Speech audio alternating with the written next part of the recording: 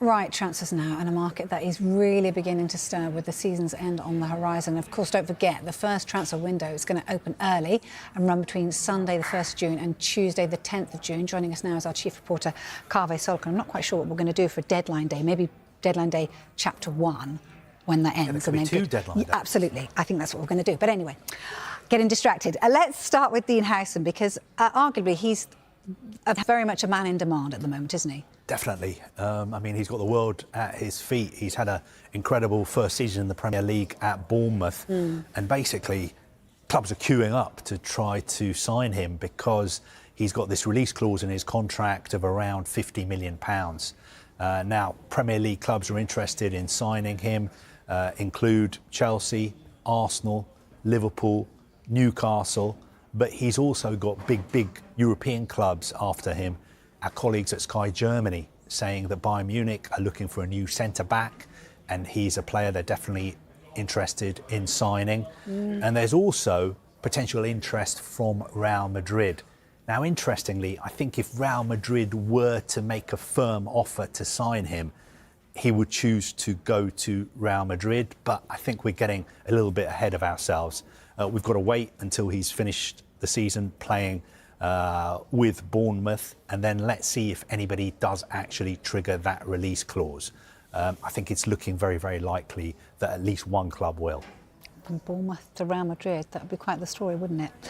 What's the latest on Manchester United? Because obviously they need a striker, and what's the situation there with Marcus Rashford and others?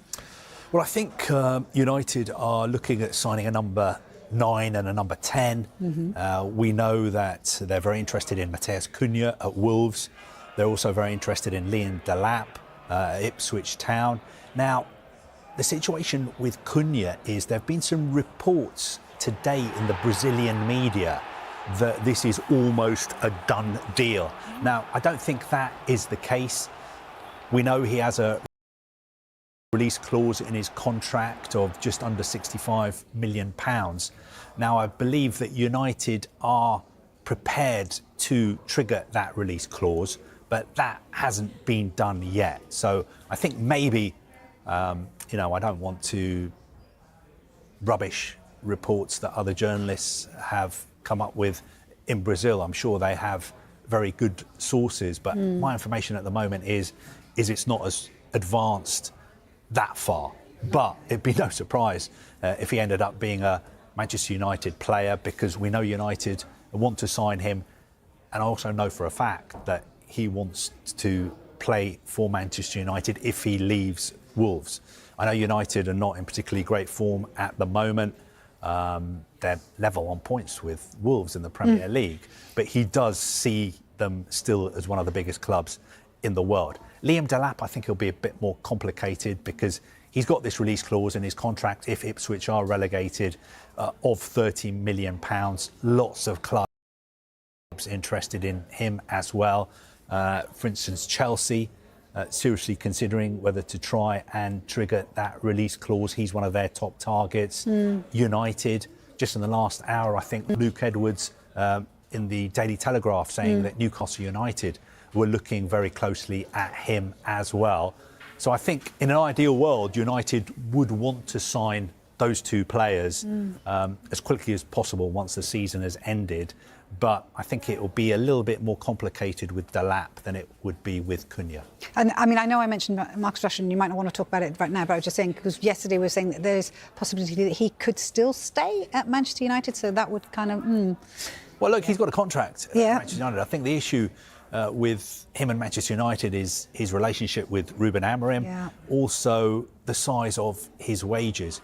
But he's done very well at Aston Villa. I'm sure there'll be lots of interest in him this summer. The most important thing for him at the moment is to finish the season with Aston Villa and try and win the FA Cup and qualify for the Champions League as well. And then he might stay there for Champions League football.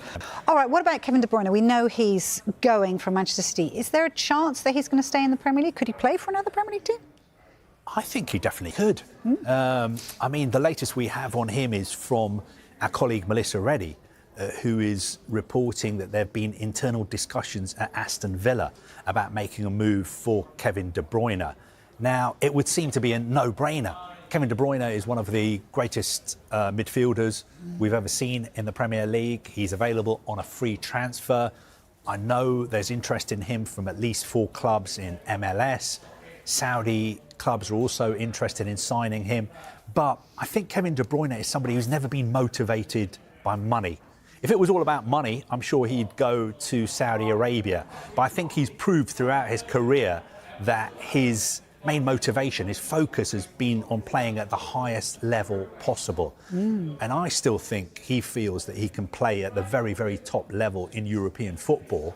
So I think Saudi Arabia, MLS, maybe further on down, somewhere in the distance in his career. I would not be surprised at all if he signed for a big club in the Premier League or a big European club, maybe in Italy, Spain, France, Germany, who knows. But it'd have to be a Champions League playing team, wouldn't it? You'd think. You would think with, you know, as good as he is. Yeah. I think what was really interesting in the interviews he's given recently was that he felt that if Manchester City hadn't had such a poor season, he feels that he would have got a new contract at City.